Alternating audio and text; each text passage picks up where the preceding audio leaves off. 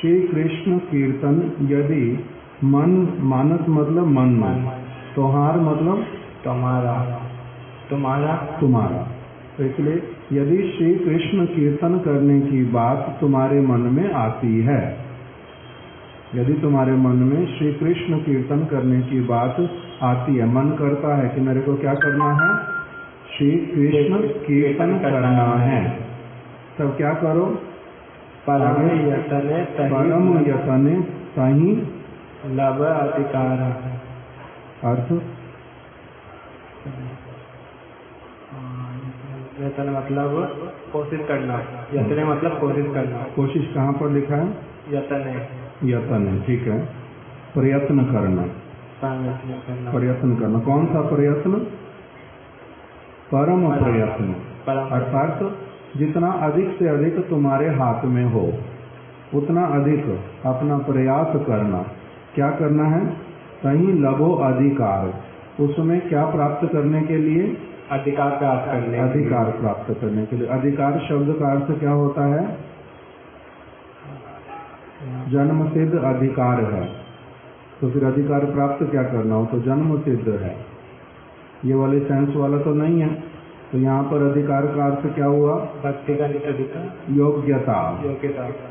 उसके लिए योग्यता को अर्जित करने के लिए, लाभ करने के लिए, लभो प्राप्त करने के लिए बहुत अधिक प्रयत्न करो, जितना अधिक हाथ में है। कैसे करना पड़ेगा, आगे बताओ। तेना देखे हीन दीन अकिंचन सार। अपने आप को कैसा मानना है, तृण से भी छोटा, तृणाधिक, तृण से भी छोटा, अधिक, अधिक, तृणाधिक, तृण से भी अधिक अपने आप को हीन मानना है। और आपने मानवी सदा, ना ना ना, वहाँ पर अभी अर्थ पूरा कहाँ हुआ, तृणाधिका हीन, दीन, अकिंचन, चार, चार चीजें बता दी। कौन कौन सी, तृण से भी अधिक क्या बनना है, दीन बनना है, हीन पहला, दूसरा दीन, तीसरा अकिंचन, अकिंचन, और चौथा छार। इसका अर्थ क्या होता है पता है, छार का मतलब नहीं पता, छार का नहीं पता। नवल किशोर प्रभु, छार का अर्थ क्या होता है, घृणित। छार शब्द का अर्थ होता है घृणित। अकिंचन शब्द का अर्थ क्या होता है पता है आपको, अकिंचन ना, वो तो हो गया पॉजिटिव सेंस वाला। यहाँ पर अब नेगेटिव वाला बताना है, क्योंकि आपको क्या करना है, तृण से भी अधिक हीन, दीन, अकिंचन बनना है। अकिंचन बनना है का मतलब वैल्यूलेस, जिसका कोई मूल्य नहीं होता। अकिंचन मतलब जिसके पास में किसी भी प्रकार का कुछ भी नहीं है। आपका होता है ऐसा, मैं कौन हूँ, जगन्नाथ। मैं कौन हूँ, पढ़ा लिखा। मैं कौन हूँ, इतना बुद्धिमान बलवान, है ना, ऐसी चीजें होती। उसी के लिए बोल रहे हैं कि वो सारा कुछ आत्मा के साथ में संबंध युक्त होके कैसे वाला करो, अपनी वास्तविक स्थिति समझो। इसलिए अकिंचन, अकिंचन का अर्थ क्या हो गया, वैल्यूलेस। दीन का अर्थ क्या होता है, दीनता, दीनता नहीं, दीन शब्द का अर्थ क्या होता है, वासुदेव प्रभु बता सकते हो, हम्बल इंग्लिश में बताएगा, पहले तो मेरे को समझ आए दीन क्या होता है। दीन का अर्थ यहाँ पर हम्बल वाला भी नहीं है, मेरा कुछ भी नहीं है सब ना। नवकिशोर प्रभु, दीन, यस, दीन का अर्थ होता है कि मैं बहुत अधिक दयनीय स्थिति में हूँ, मेरी अपनी ऐसी दयनीय स्थिति है जिसको मैं स्वयं ही समझता नहीं। दयनीय स्थिति वाला, दीन शब्द का अर्थ होता है दयनीय स्थिति वाला, जिसको देखने से ही किसी को भी दया आ जाए, बेचारा इतना कष्ट पा रहा है, इसका शरीर पूरा चमड़ी उखड़ी पड़ी पूरी है, कैसे एकदम से भयानक इसका स्थिति, उस प्रकार का। ये हो गया दीन। दीन का अर्थ क्या निकला? दयनीय स्थिति वाला। दयनीय स्थिति क्या हुई? इसको देख के अभी बताया था, वो शब्द बताओ जो मैंने बोला। दीन का अर्थ ठीक बोला, अभी बोलो फिर वही। दयनीय स्थिति वाला, ठीक है। और चौथा हीन। हीन शब्द का अर्थ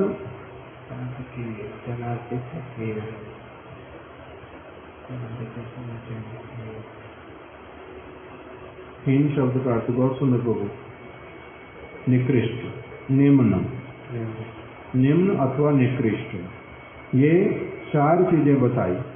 त्रिनाधिक, तिनके से भी मैं अधिक क्या हूँ? हीन हूँ, मतलब निकृष्ट हूँ। दीन मतलब दयनीय स्थिति वाला हूँ। अकिंचन, वैल्यूलेस, उसकी फिर भी कुछ वैल्यू है, मैं कहता हूँ वैल्यूलेस। और चार मतलब घृणित। ये चार वस्तुएं, ये जो हैं, यदि मैं इस चीज को समझ पाऊं, इसके लिए परम यत्न करना है कि मैं ऐसे वाला कैसे अपने आप को सचमुच में समझ पाऊं। ये तो आता नहीं मेरे में कहाँ आता है ये? मैं हूं ऐसे वाला, तिनके से भी अधिक मेरी लेस वैल्यू है, तिनके से भी मैं निकृष्ट हूं, तिनके से भी मेरा मूल्य जो है कम है, तिनके से भी मैं घृणित हूं। ये वस्तु जो है, इसके लिए कह रहे हैं कि परम यत्न पूर्वक इस वस्तु को समझने के लिए चेष्टा करो। ये वास्तविकता है, ये कोई बनावटी वाली बात नहीं है। वास्तविकता तो हमारी यही है। अब इसको परम यत्न पूर्वक समझने के लिए कह रहे हैं।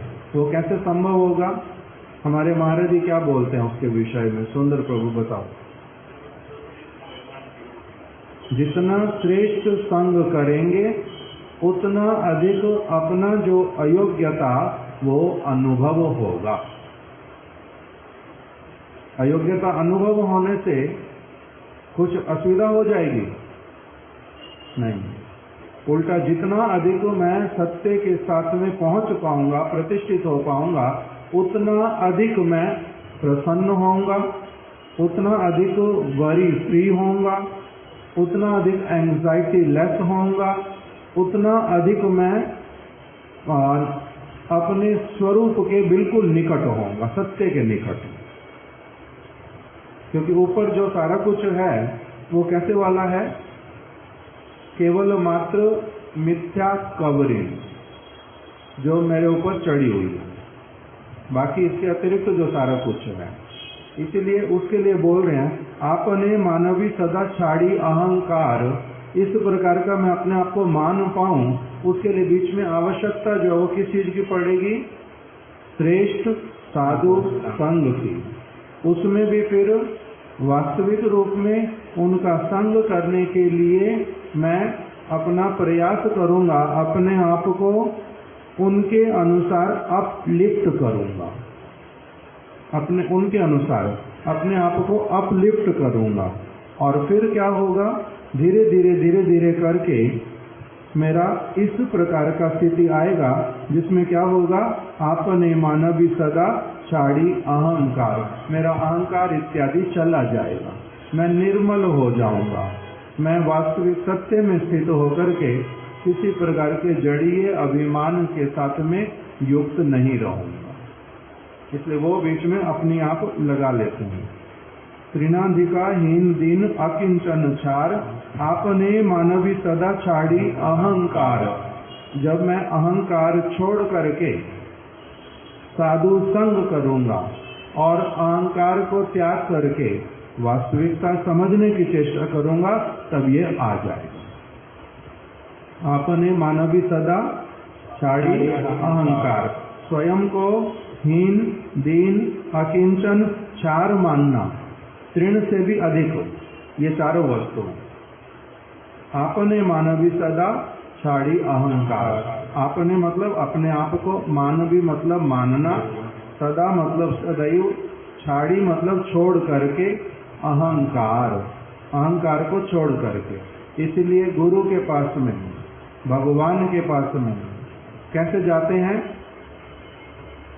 अहंकार त्याग करके। इसलिए प्रणाम करते हैं, नमस्कार करते हैं ना, कि मैं, नमस्कार शब्द का अर्थ क्या कर दिया कि अपने अहंकार को त्याग करके मैं आपके चरणों में समर्पित, आप मेरे को जैसा समझाओगे मैं उस प्रकार से समझना प्रारंभ करूंगा, और फिर उसी से ही मेरा क्या होएगा?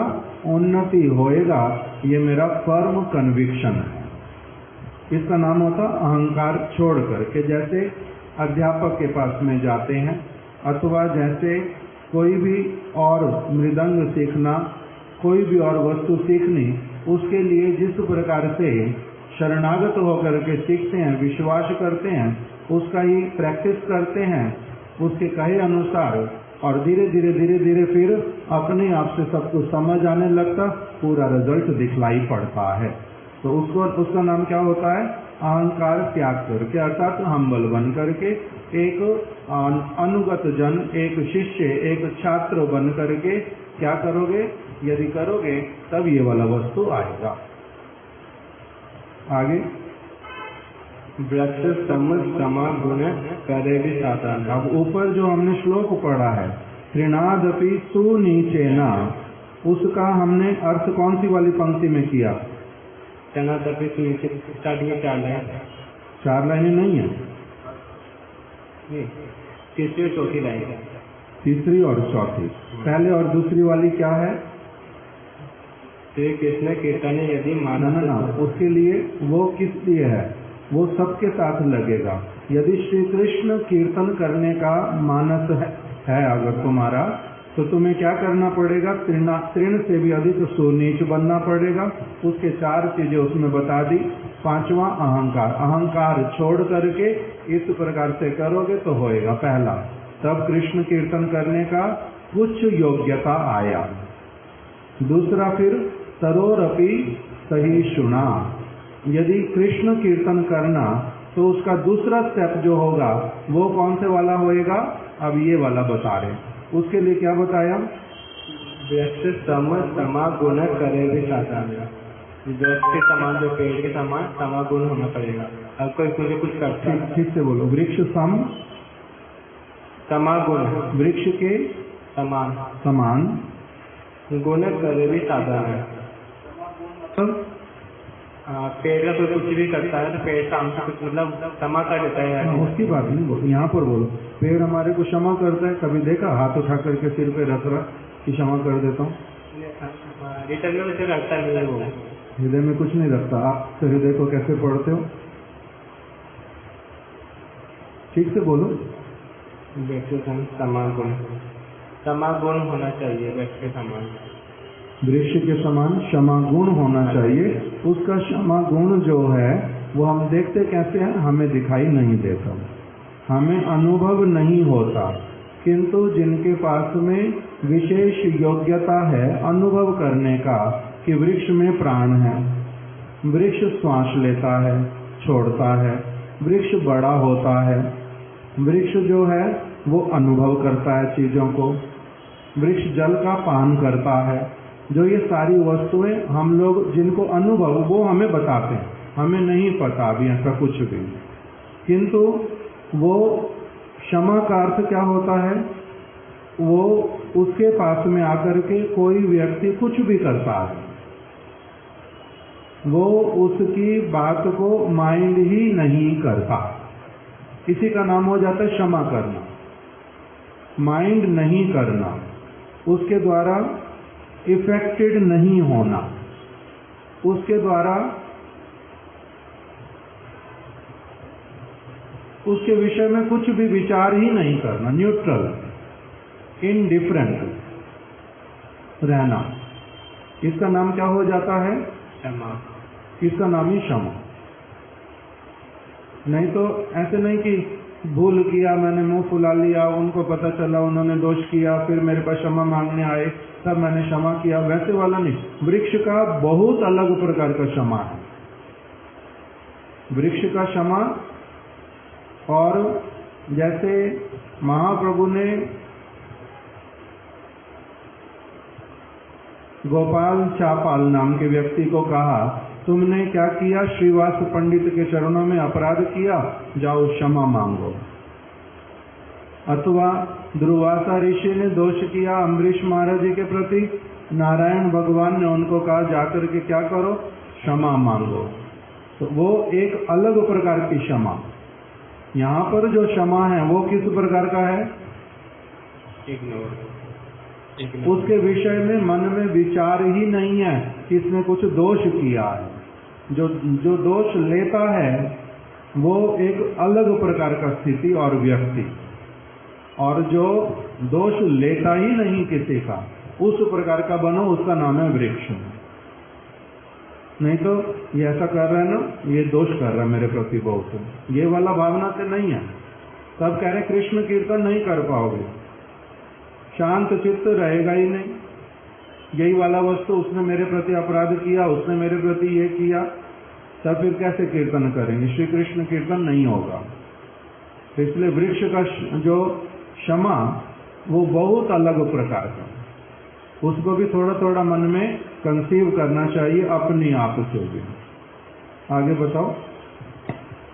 प्रतिहिंसा त्यागी, ना वृक्ष क्षमा गुण, वृक्ष के जैसा क्षमा गुण, वृक्ष के जैसा, और किसी के जैसा क्षमा गुण नहीं, वृक्ष के जैसा क्षमा गुण। ये किसके अंदर था, युधिष्ठिर महाराज जी के अंदर। युधिष्ठिर महाराज जी का नाम क्या बताया, इसलिए अजात शत्रु।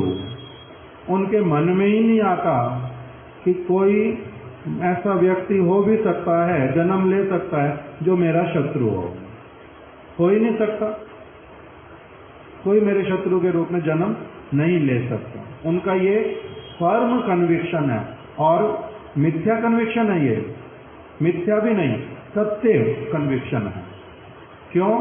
क्योंकि भगवान की, शास्त्र की, गुरु की वाणी जो है वो यही कहती है कि कोई किसी के साथ में शत्रुता, कोई किसी के साथ मित्रता कर ही नहीं सकता। उस व्यक्ति का अपना ही किया हुआ कर्म कभी उसके सामने मित्र के रूप में, कभी उसके सामने शत्रु के रूप में आता है, जितनी देर के लिए भी। तो इसके द्वारा निर्धारित क्या हो जाता है कि कोई है ही नहीं वास्तविक रूप में शत्रु। ठीक है, तो इस प्रकार का अगर कोई अपमान करके गया तो उसका अर्थ क्या हुआ, उसका अर्थ क्या हुआ, मेरे अपने कर्म का दोष है, मेरे कर्म के दोष के कारण ऐसा हुआ है। इसी को भागवत के वचन में क्या बता दिया, तत्तेनुकंपा, सुसमीक्षा मानो। सुसमीक्षा जब करेंगे, सुसमीक्षा किसको कहते हैं पता है? सुसमीक्षा, समीक्षा करना कहते हैं, पता है? एनालाइज है, एनालाइज। सुसमीक्षा भली प्रकार से एनालाइज करना। जब भली प्रकार से एनालाइज करेंगे तब क्या हो जाएगा, एनालिसिस करने पर पता चल जाएगा कि मैं ही उसका कारण हूं। इसका उदाहरण जानते हैं कोई?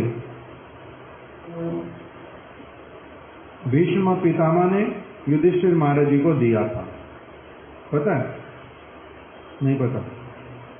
युधिष्ठिर महाराज जी रो रहे हैं कि मेरे कारण भीष्म पितामह को बहुत कष्ट हो रहा है, मेरे राज्य का लोभ था इसीलिए मैंने युद्ध किया, युद्ध में ही भीष्म पितामह जी को शरशैया पे सोना पड़ा, इनको दुख देने का मैं कारण हूं, इसलिए विलाप करते थे बहुत अधिक।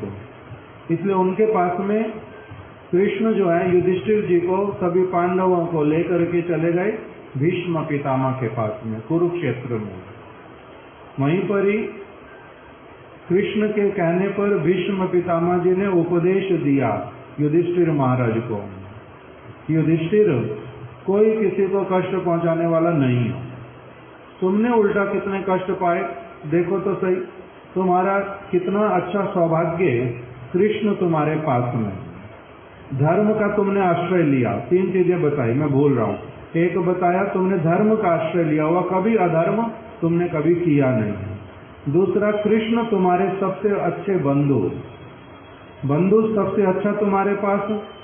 धर्म का तुमने आश्रय लिया, अच्छे बंधु का आश्रय लिया, धर्म का आश्रय लिया, और एक चीज कुछ है। किसने ये प्रसंग बोला था सारा भागवत में से सबसे पहले? वासु प्रभु ने? नहीं, वासु का नहीं था ये वाला, है नवकिशोर प्रभु ने बोला था, युधिष्ठिर महाराज जी वाला। चलो जो भी हो, एक और चीज वहां पर बोली है कि युधिष्ठिर तुम्हारा कितना सौभाग्य है, किंतु तब भी पिता की मृत्यु, माता का कष्ट, लाक्षागृह में जलना, विष के द्वारा ये होना, पत्नी के साथ में दुर्व्यवहार होना, राज्य को तुम्हारे को नहीं देना, अनेक प्रकार से तुम लोगों ने कष्ट भोग किया। मैंने क्या कष्ट भोगा? कुछ भी तो नहीं। इसके भीतर में जो सारी वस्तुएं, उसको कौन जान सकता है? भगवान की जो विधि, उसके बीच में प्रवेश करके समझना बड़ा कठिन। फिर बताया कि देखो, एक छोटा बालक गौतमी और गौतम ऋषि का, गौतम ऋषि, उनकी पत्नी गौतमी, उनका संतान, उसको सांप ने डस लिया। गौतमी बड़ी दुखी होती है। गौतम ऋषि ने कहा तुम कहो तो सांप को बुला करके मंत्र के माध्यम से उसको मार डालें, मेरे को उससे क्या लाभ होगा? मैं तो ये जानना चाहती हूँ, और बालक भी बहुत सारे थे, मेरे बालक को ही क्यों काटा? बालक को ही क्यों काटा? मेरे को काट लेता, मैं मर जाती, मेरी आयु हो गई। बच्चे को क्यों मारा उसने? तो इसलिए वो जानने की इच्छा होती है, मारने की इच्छा उसको होती नहीं। सांप को बुलाया गया, सांप ने कहा मैंने नहीं मारा, मैं तो प्रेरित हूं काल के द्वारा, मेरा तुम्हारे बालक से क्या लेना देना? इसने मेरा क्या बिगाड़ा? ना मित्रता ना शत्रुता, कभी कुछ देखना भी हुआ नहीं, मैं इसको क्यों काटूंगा? काल ने भेजा था, मैंने तभी काटा। काल से पूछा, काल ने भी वही उत्तर दिया, मैंने कुछ किया नहीं। मेरे को किसने कहा है? चित्रगुप्त ने ना, पहले आएगा यम ने, यमराज ने भेजा। यमराज से जब पूछा तो यमराज जी कहते भैया मेरे को नहीं पता, चित्रगुप्त ने जैसा लिख करके दिया मैंने तो आगे वही काम बोल दिया। चित्रगुप्त से पूछा ये बच्चे ने पहले जन्म में क्या किया था? लिखा हुआ है, इसने इस सर्प का इसी प्रकार से अहित किया था, आज इसका समय अहित प्राप्त करने का। तो इसलिए किसने डसा इसको? इसने स्वयं ही अपने आप को डसा, इसने ऐसा भूल कार्य किया था। तो इसीलिए भीष्म पितामह जी ने क्या बोला कि मैंने अपना जो कार्य कुछ ऐसा किया था, उसके कारण मेरे को इस प्रकार का फल मिला। उन्होंने कारण क्या बताया? भीष्म पितामह जी ने क्या कारण बताया? पिछले जन्म में, बताओ। पिछले जन्म में उन्होंने सांप को झाड़ू में फेंक दिया था। किसी प्राणी को उन्होंने क्या किया था? एक सीख लेकर के उस प्राणी के अंग में घुसाया था, उसके कारण उसको कष्ट हुआ था और उसके शरीर से थोड़ा थोड़ा करके रक्त बहता रहा था। वो प्राणी ऐसा, उसका हाथ नहीं, वो अपने आप से उस तिनके को निकाल के फेंक नहीं सकता। इसके कारण से जितना देर तक उसको वो कष्ट, जितना जितना बूंद गिरता रहा, उतनी शर की शैया के ऊपर सोना पड़ा, उतने शरों के ऊपर, उस प्रकार का उनको कष्ट हुआ। ये बात बताया। और एक बात क्या बताई? पांडव, मैंने जो दुष्ट व्यक्ति दुर्योधन, उसका नमक खाया, इस प्रकार का भी बताया। वो महाजन, किंतु हम लोगों के लिए निर्देश कर रहे हैं केवल, उनका उसमें कष्ट नहीं है, कुछ भी नहीं है, वो तो लीला। पांडवों के साथ जो हुआ दुख आना सुख आना वो सब लीला, किंतु उसके द्वारा हमें जो शिक्षा दी जाती है वो शिक्षा यदि हम धारण करें तब हमारा क्या होगा कि अपना ऐसा वाला कर्म कुछ भी नहीं करूं, भूल करके भी ना हो जाए, जानबूझ करके तो कहना क्या, जिससे कि मेरा कोई पापमय क्रिया, अपराधमय क्रिया हो जाए, उसके लिए सावधान किया। ऐसा वाला नहीं, किसी का नाम क्या बोल दिया, दीक्षा। पाप करने की प्रवृत्ति पूरी चली जाएगी, पाप नहीं करेगा व्यक्ति,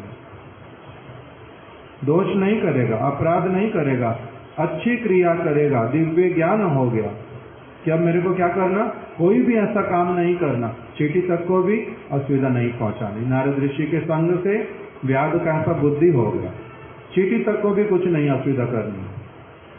तो इसी चीज से क्या समझ लेना पड़ता है, प्रतिहिंसा से भी अन्य करवी पालन, वृक्ष सम क्षमा गुण, वृक्ष के जैसा क्षमा गुण रखना। किस लिए, क्योंकि जो कुछ भी सामने आ रहा है वो क्या है, मेरे अपने ही कर्म का फल है, मेरे अपने कर्म का फल है, उसमें किसी का दोष नहीं है। इसीलिए उसके प्रति क्या करना, प्रतिहिंसा करना नहीं। जिसने मेरे लिए शत्रुता की उसके लिए शत्रुता करना नहीं, जिसने मेरा अपमान किया उसका अपमान करने जाना नहीं, जिसने मेरे को मारा उसको मारने के लिए जाना नहीं। नहीं तो क्या हो जाता है, प्रतिहिंसा। उसने हिंसा किया, आपने प्रतिहिंसा किया, फिर से ये साइकिल बनती जाती है। तो इसलिए इस जगह पर क्या कर लेना पड़ता है, सुसमीक्षा, कि मेरा क्या है। सुसमीक्षा किसने करके दिखा दी, भीष्म पितामह जी ने सुसमीक्षा करके बताया कि भले ही सामने कुछ दिखाई दे रहा है, किंतु इसकी सुसमीक्षा जब करते, गहराई में जब जाते हैं, तब क्या पता चलता है, मैं ही स्वयं इसका कारण हूं। तो इसीलिए तब फिर कैसा वाला आ सकता, यदि ये वाला विचार पूरी तरह से मेरे हृदय में बैठ जाए कि हाँ, जो भी कर्म एक व्यक्ति करता है उसका फल उसको भोग करना पड़ता है, इस जन्म में हो, अगले जन्म में, उससे अगले जन्म में, जन्म बहुत सारे होते हैं। ये फिलॉसफी यदि एक बार ठीक ठीक रूप में जो भगवान कह रहे हैं समझ आ जाए, तब एक व्यक्ति अपने आप से कैसे वाला बनेगा, अजात शत्रु। तब एक व्यक्ति कैसा बनेगा, पाप क्रिया रहित। तब उसका ऐसे वाला होएगा, वृक्ष सम क्षमा गुण उसमें आ जाएगा, नहीं तो नहीं आ सकता। तो इसी बात के लिए बोल रहे हैं, वृक्ष के समान क्षमा गुण, वृक्ष जैसी, समान का अर्थ वृक्ष जैसी क्षमा। कोई अलग अलग प्रकार की क्षमा है, इसमें कौन सी वाली बोल दी, वृक्ष के जैसी। वृक्ष के जैसा क्षमा गुण जो है, कर भी साधन, कर भी साधन मतलब, साधन मतलब, कर भी मतलब करना, साधन का मतलब, साधन का अर्थ प्रयास नहीं, भजन ना, भजन भी नहीं। साधन का अर्थ क्या होता है, केशव प्रभु बता सकते हैं? ना। साधन का अर्थ, आपको यहाँ से जयपुर जाना, कैसे जाओगे, गाड़ी से। साधन है वो, कार साधन है, ट्रेन साधन है, बस साधन है। इसी प्रकार से कह रहे हैं ये एक साधन है। साधन मतलब साधना, जिस वस्तु को मैंने अपने भीतर में ग्रहण करना है, जिस वस्तु को धारण करना, जिस विचार के ऊपर बैठ जाना है, जिस विचार को धारण कर लेना, जिस विचार के साथ साथ चलना है, उसका नाम होता साधन।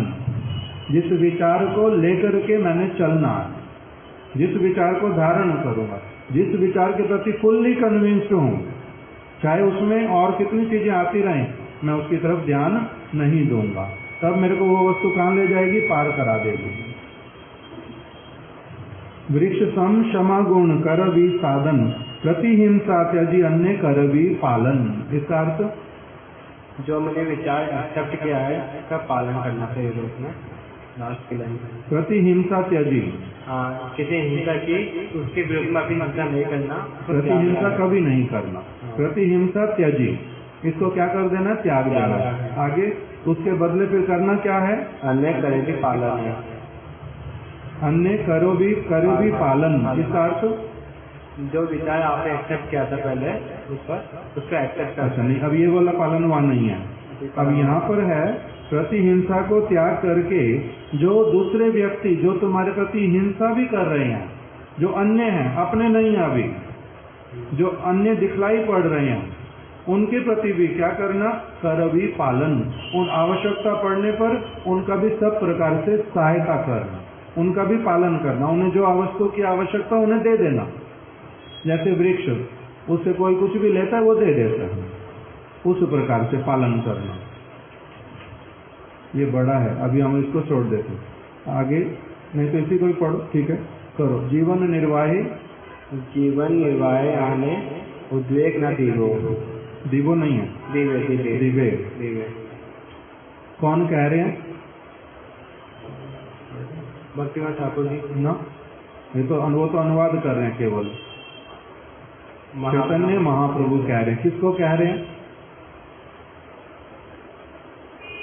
किसको कह रहे हैं?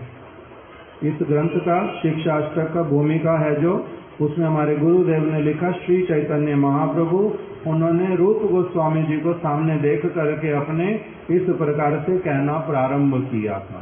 तो महाप्रभु रूप गोस्वामी जी के माध्यम से उनको उपलक्ष्य करके हम सब लोगों को शिक्षा दे रहे हैं। किसने बोला है? महाप्रभु ने। किसको बोला है? रूप गोस्वामी। प्रथमता रूप गोस्वामी जी को, उसके माध्यम से सभी व्यक्तियों को उन्होंने क्या कहा है? जीवन निर्वाह आने उद्वेग न दिवे। अपने जीवन के लिए, जीवन के निर्वाह के लिए, जीवन का निर्वाह क्या होता है? जीवन पालन के लिए।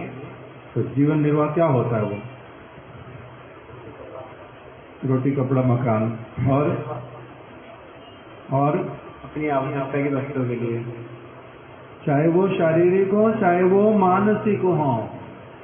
अपने मन की संतुष्टि के लिए भी दूसरे लोगों का उपयोग नहीं करना, मन की संतुष्टि के लिए भी करना नहीं, शरीर वाले पोषण के लिए करना नहीं, ऊपर से जो मन से जो वस्तु तुम्हें संतुष्ट करती है उसके लिए भी लोगों को पागल बनाना नहीं।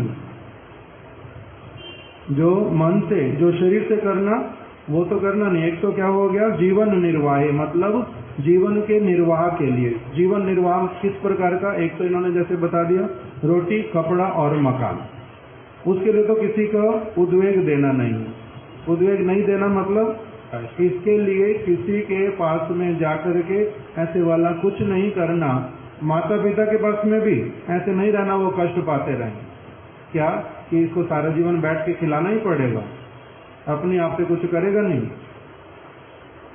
माता पिता को भी कष्ट देना नहीं, वो भी उसी में आते, दूसरे लोगों में। जीवन निर्वाह आने, जीवन के निर्वाह के लिए किसी को भी उद्वेग नहीं देना। इस शिला प्रभुपाद जी ने क्या किया था? विद्या अध्ययन करना जब उन्होंने अपना पूर्ण कर लिया, उनके मन में आया मैं और आगे पढ़ाई नहीं करूंगा, तब मैं करूंगा क्या? तब उन्होंने मन में विचार किया कि मैं अभी निर्णय भले ही नहीं कर पा रहा हूं, किंतु अब इतनी आयु हो गई है, माता पिता के ऊपर बोझ बन करके बैठूंगा नहीं, अपने खाने की रहने की सारी व्यवस्था अपने आप से मैं कर लूंगा।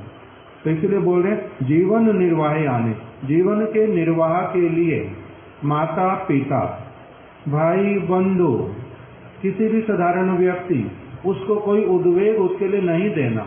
अर्थात शुक्ल वृत्ति के साथ में। शुक्ल वृत्ति क्या होती है? ब्लैक मनी व्हाइट मनी, जानते हो तो ये वाली बात। इसका अर्थ क्या होता है? काला धन। काला धन का अर्थ क्या होता है? चोरी से कमाया गया धन। चोरी से कमाया गया और लोगों को मूर्ख बना के कमाया गया, उनको कष्ट देके कमाया गया। भले ही आपने ऐसा वाला कष्ट दिया, उनको पता भी चला नहीं, किंतु तब भी वो काला धन। तो उस प्रकार का जो वस्तु, उस ऐसे वाला नहीं करना कभी भी। तब क्या कर पाओगे? श्री कृष्ण कीर्तन। श्री कृष्ण कीर्तन क्या था? मानस तोहार। आगे पहले क्या था? श्री कृष्ण कीर्तन यदि मानस तोहार। यदि कृष्ण कीर्तन करने का तुम्हारा मन के भीतर में सचमुच में अगर हृदय में कामना आ गया है, तो क्या करना? अपने जीवन के निर्वाह के लिए किसी को भी उद्वेग नहीं देना। कैसे? जैसे वृक्ष नहीं देता, वृक्ष सम, वृक्ष के समान, वृक्ष के जैसे किसी के ऊपर, वो किसके ऊपर फिर निर्भर करता है? बड़ा कैसे होता है? खाता पीता कैसे है? फल उसमें कैसे लग जाते, फूल कैसे लग जाते, उसकी शाखाएं अपनी आप से पुष्ट कैसे हो जाती, उसके पत्ते हरे भरे कैसे रहते? किसके ऊपर निर्भर करता है? प्रकृति के ऊपर, प्रकृति के ऊपर, भगवान के ऊपर।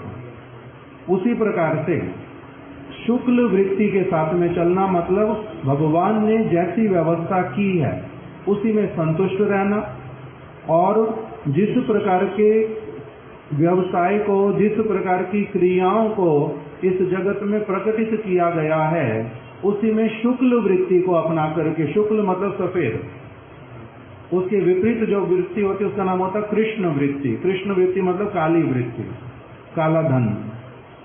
शुक्ल वृत्ति के साथ में जीवन यापन करना, उससे क्या होगा? इसी को बोलते हैं भगवान का प्रसाद ग्रहण करना, भोग ग्रहण करना नहीं। शुक्ल वृत्ति मतलब भगवान का प्रसाद, उनकी सेवा करके, उनकी सेवा हो गया विग्रह के रूप में, नाम के रूप में, भागवत पाठ के रूप में, त्यागी बन करके उनकी सेवा।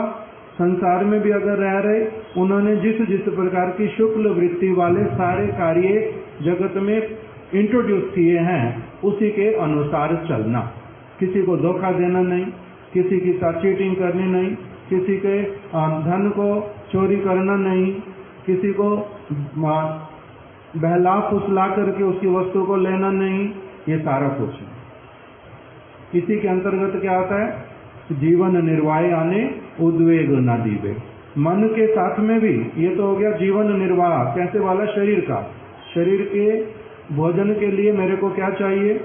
शरीर को ठीक रखने के लिए भोजन चाहिए, जल चाहिए, लज्जा निवारण के लिए वस्त्र चाहिए, शीत और उष्ण गर्मी से बचने के लिए मेरे को घर चाहिए, पंखा चाहिए, एसी चाहिए, कूलर चाहिए, खाने के लिए ठंडी वस्तुएं, गर्म वस्तुएं चाहिए अलग अलग समय में, बीमार पड़ गया औषधि चाहिए।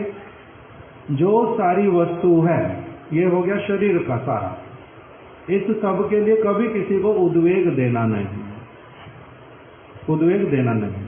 उद्वेग देना मतलब उनको कहना, उनसे मांगना, कुछ भी करना, उसी का नाम ही क्या हो जाता है? उद्वेग देना। वृक्ष कभी ऐसा करता नहीं, उस प्रकार का होना। और उसके साथ साथ में अब फिर ये हो गया शरीर का पोषण, मन के पोषण के लिए भी किसी को उद्वेग देना नहीं। वो कैसा होता है? मन के पोषण के लिए किसी को उद्वेग देना, मेरे मन में आ रहा है कि सभी लोगों को, मेरे मन में आता है कि सभी लोगों मेरे को बहुत अच्छा माने, बहुत बड़ा माने, मेरे लिए बहुत बड़ी स्टेज बने, बहुत बड़ी माला दें, बहुत सारा कुछ होना चाहिए। उसके लिए बहुत सारे ऐसे लोगों को जो मेरे प्रति भावना अच्छी रखते हैं उनको जिस किसी प्रकार से कष्ट पहुंचाना, उनको काम में लगा करके रखना, अपने इस प्रकार की मनोवृत्ति को पोषण करने के लिए जिसमें भगवान केंद्र नहीं है, गुरु केंद्र नहीं है। मेरे अपने मन की इच्छा को पोषण करने के लिए मैंने क्या किया? भगवान के जो प्राणी, भगवान की जो सारी वस्तुएं, उसको दुर्व्यवहार किया। तो मन के पोषण के लिए भी यदि ऐसा करूंगा तो भी क्या हो जाता है? प्रतिहिंसा, दूसरों के प्रति हिंसा हो जाती है। वो भगवान के प्रति भी हिंसा हो जाती है, वो गुरु के प्रति भी हिंसा हो जाती है।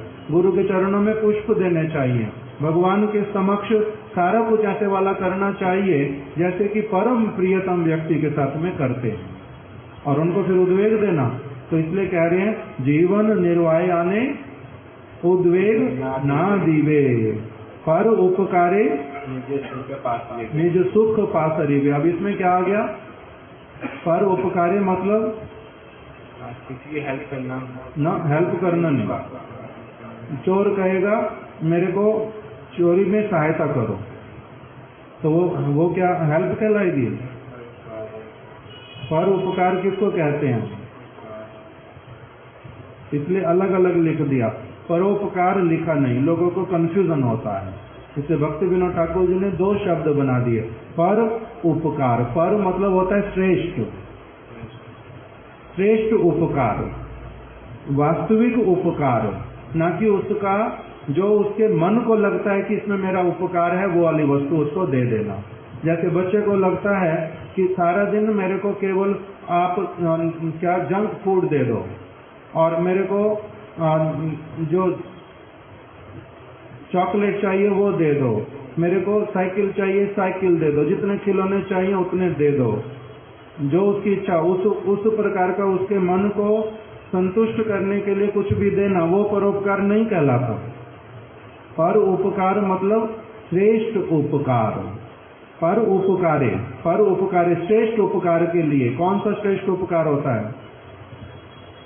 श्रेष्ठ उपकार का अर्थ ही होता है जिसका संबंध भगवान के साथ में, जिसका संबंध भगवान के निज जनों के साथ में, जिसका संबंध आत्म तत्व के साथ में, उसका नाम होता है पर उपकार। उसके लिए क्या करना? निज सुख पासरीबे, अपने सुख को क्या करना? पासरीबे मतलब पीछे छोड़ देना। तो कौन से सुख को पीछे छोड़ेंगे? रोटी सब्जी को, कपड़े को, घर को, पैसे देने को, किस चीज को? जैसे हमारे गुरुदेव, वो एक दिन उमा दीदी से बात कर रहे, उमा दीदी को बोल रहे हैं कि उमा, पहले मैं 1 लाख नाम बड़े आराम से बैठ के कर लेता था, 1 लाख नाम बड़े आराम से बैठ के कर लेता था, अभी किंतु हो नहीं पाता। इतने सारे लोगों से मिलना, उनको जिस जिस वस्तु की आवश्यकता, जिसके द्वारा उनका सब समय का लाभ होगा, उस प्रकार की कुछ चीजें लिख करके अनुवाद करके जाना, उसके कारण से अभी मैं अपना हरि नाम जो है उसका संख्या कम कर दिया। 1 लाख नाम अभी केवल तभी कर पाता हूँ जब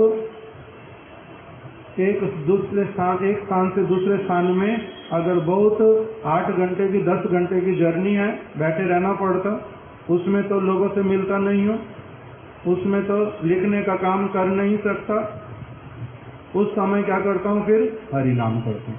तो जो उनका अपना हरि नाम का संख्या, जिस प्रकार से उनका अपना भजन करने का अभिलाषा, उस वस्तु में भी उन्होंने क्या कर दिया? उस वस्तु में भी थोड़ा सा अपने मन के अनुसार उसको नहीं करके दूसरे का जिससे मंगल होगा उस प्रकार का काम करने के लिए प्रयास करना प्रारंभ कर दिया। इसी का नाम क्या होता है? निज सुख पासरीबे। उसमें एक प्रकार का सुख है भजन करने में,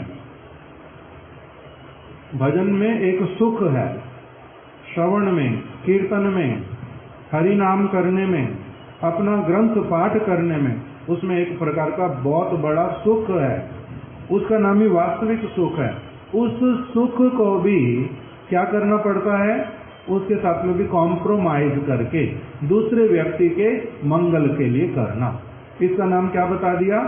वृक्ष सम क्षमा गुण। एक पहले वृक्ष के समान क्षमा गुण बताया, वृक्ष के समान ही दूसरा पर उपकार करना। दोनों चीजें वृक्ष के साथ में आ गई। जैसे पहले 2 पंक्ति आई थी, किसके साथ में? त्रिनादपि सुनीचेना वाला। अब 2 पंक्ति किसके साथ आ गई? करोरपि सहिष्णुना वाले।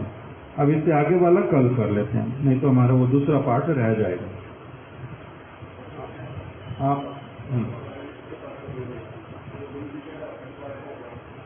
वही तो, इसीलिए ना आपके लिए नहीं, रूप गोस्वामी जी को कह रहे हैं, इसलिए जब उस स्तर पर पहुंचेंगे तभी ये वाला कार्य करने के लिए जाएंगे। अभी के लिए इस प्रकार का जो उसका पहला वाला पंक्ति बता दिया कि जीवन निर्वाह आने उद्वेग न दीवे, वो वाला करेंगे। उससे पहले क्या बताया था? अपने ही कर्म के कारण मेरा कोई शत्रु बनता, मेरा कोई मित्र बनता, जैसे भीष्म पितामह जी ने बता दिया, वो वाला करेंगे। अपने अधिकार अनुरूप करना पड़ेगा, उससे आगे वाला नहीं, जो आगे वाला है उसके लिए प्रार्थना, कबे हवे बोलो से दिन आमार, उस प्रकार का होगा। और अगर उसको और किंतु अपने ऊपर लेने भी अगर जाएं तो फिर उसका अर्थ ये वाला नहीं होकर के उसका अर्थ दूसरी प्रकार का होगा। पर उपकारे निज सुख पासरीवे, हम छोटी छोटी वस्तुओं के लिए मरते मिटते रहते एकदम से, उसके लिए कह रहे हैं कि अगर उसमें भी कहीं कॉम्प्रोमाइज करना पड़े तो बड़े आसानी से कर लेना, उसमें क्या चिंता का बात है। उस प्रकार का एटीट्यूड रखना यदि कृष्ण कीर्तन करने की वास्तविक रूप में कामना उत्पन्न हो गई है। चलो केशव प्रभु 2 मिनट महामंत्र कर दो।